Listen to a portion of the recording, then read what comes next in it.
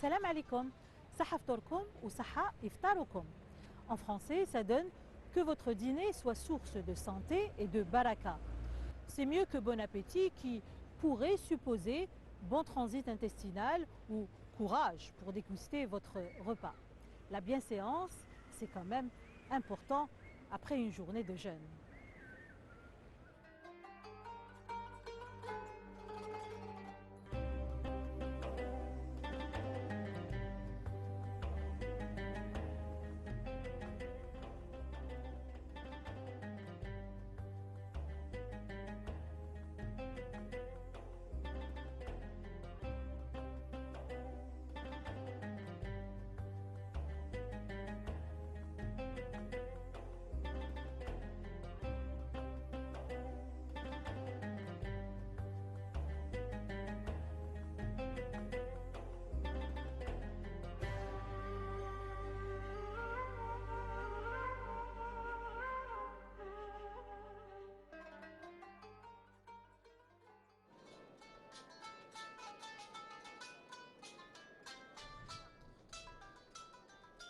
Le ftour durant le ramadan, c'est ce repas du soir pris après l'appel à la prière du maghrib, au moment donc de la rupture du jeûne, du saum.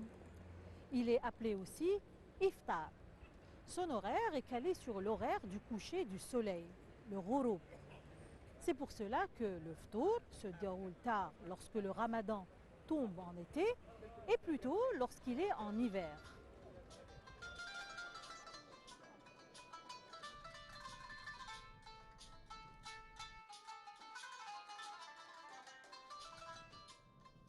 Le mot foutour vient de la racine fatara, FTR. Il veut dire évidemment manger et boire, mais pas seulement. Le foutre, ce sont les premières grappes de raisin qui apparaissent généralement au printemps. Ce sont aussi les premières gouttes de lait traits entre le pouce et l'index. Fatara signifie aussi créer, entamer, commencer. Fatara Allahul Kauna. Allah a créé l'univers. Fatara veut dire également fendre, fracturer, inciser, ouvrir, déchirer. On dit fatara nabatu, c'est-à-dire que la plante a fracturé le sol et a germé. On dit aussi fatara al-huznu qalbahu, son cœur se fend de tristesse.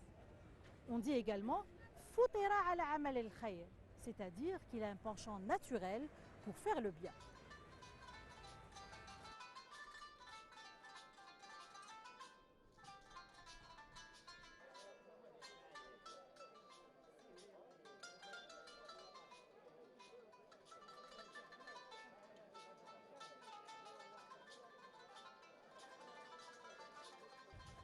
Anas ibn Malik, qu'Allah l'agrée, a dit « Je n'ai jamais vu le prophète sallallahu alayhi wa sallam prier le maghrib avant d'avoir rompu son jeûne, ne serait-ce qu'en buvant une gorgée d'eau. » Anas disait aussi « Le prophète sallallahu alayhi wa sallam rompait son jeûne avant de prier en mangeant des dattes fraîches.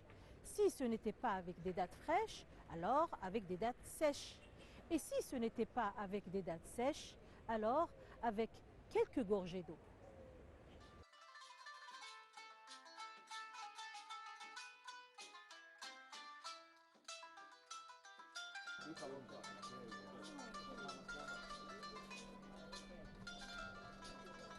À l'époque pré-islamique, les Arabes ne connaissaient pas les grandes manifestations de luxe et d'ostentation telles qu'on peut le voir aujourd'hui.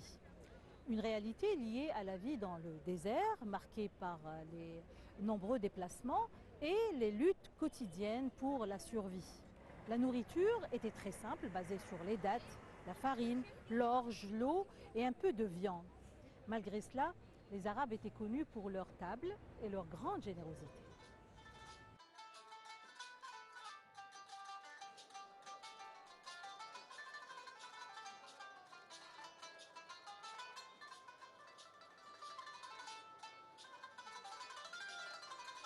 Chez les Arabes donc, les repas étaient souvent simples, pauvres en féculents et en substances grasses.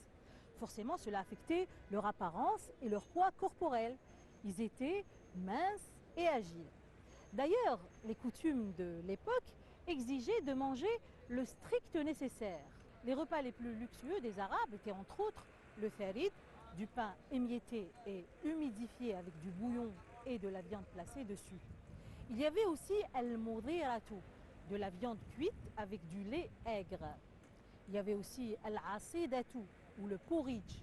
Et puis al-shiwa, ou le barbecue, qui peut être soit directement cuit sur du bois et du charbon de bois, soit grillé sur une pierre posée au-dessus du feu.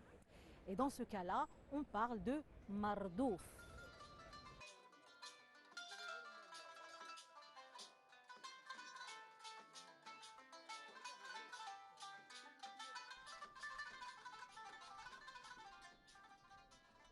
Chez les Arabes, la gourmandise ne faisait pas bonne réputation.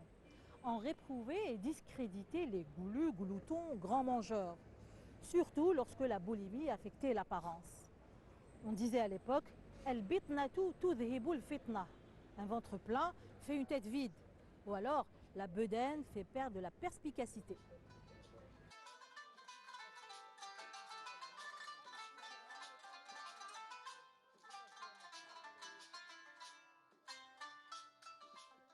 Les Arabes regardaient aussi ceux qui étaient habitués à consommer des mets particuliers. Il n'était pas rare d'ailleurs de voir des tribus entières être moquées pour cela. Par exemple, on raillait la tribu Mujashi' ibn Darim pour sa consommation de la khazira, une soupe à base de graisse, de farine et de viande. Hassan bin Thabit, poète et compagnon du prophète, alayhi salatu salam, a même satirisé Quraysh qui prenait de la soupe appelée Sakhina en disant Sakhina, donc Quraysh, croit qu'elle vaincra son Dieu. Mais que peut un perdant polémiste contre l'unique vainqueur? همت سخينة أن ستغلب ربها ولا يغلبن مغالب الغلاب. السلام عليكم.